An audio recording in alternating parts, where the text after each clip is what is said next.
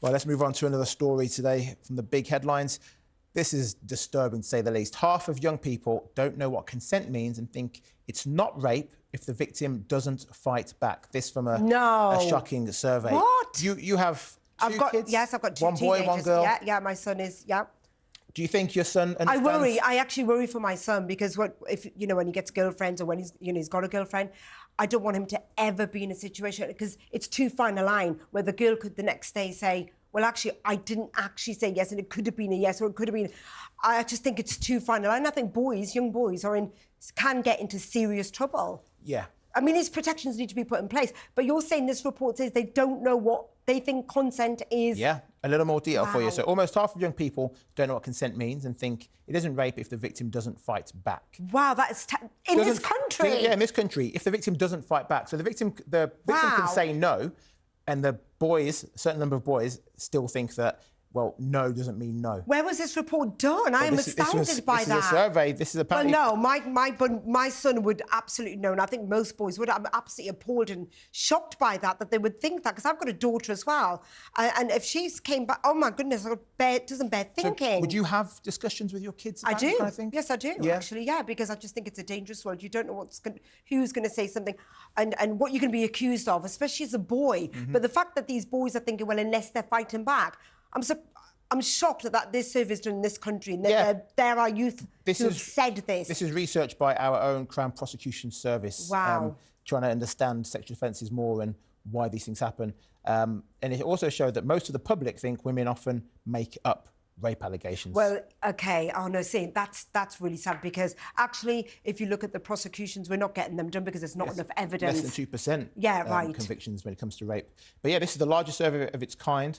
47% of young people said they believe victims have to resist or fight back for it to constitute rape. So this is saying that a large number, almost 50% of them, almost 50% have said that. They think that no is not enough. OK, so who needs to be educating them? Is this a school problem? Is this a parent problem? Is it the schools or is it the parents? Well, why are they thinking like this? So I would say it is a school and a parent problem. They need to be educated. They need to be told. How can they not know that that's not how it is? So you think... not when... Well, where are they learning this from? Where's baby learning from? Phones? Is this from pornography? Probably. That is what they're all onto now, and it seems very heightened, especially on their phone. It's so easy, and they're looking at all kinds of... And the pornography they're watching... Particularly with boys, there are characters like the Andrew Tates of the world who obviously put out what I would class as unsavoury and harmful content. And they have millions and millions of these young boys who are hanging off every word and then going out into the world and thinking that these and then they're watching the pornography and they're thinking this is how you treat. Well, I feel very sorry for the women, for our girls in the future. I feel sorry for the boys because you're going to get yourself into big trouble if that's what you think. This is essentially, it's Gen Z. The poll revealed rape myths are most prevalent among those aged 18 to 24, with just 46% recognising that if a man has been drinking or taking drugs, he's still responsible for an attack.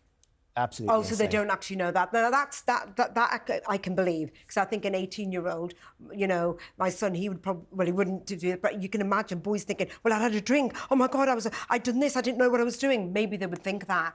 I don't know. It's crazy. 1 in 4 women are raped or sexually assaulted in others in this country. So terrible. Absolutely shocking. 1 in 4. 1 in 4. 1 in 4. And that's the ones we know about. How can you imagine the ones who don't come forward for shame and guilt and they don't know if they've done wrong? Have I done wrong? Did I lead him on? So quickly, just quickly on that one. Who's to blame?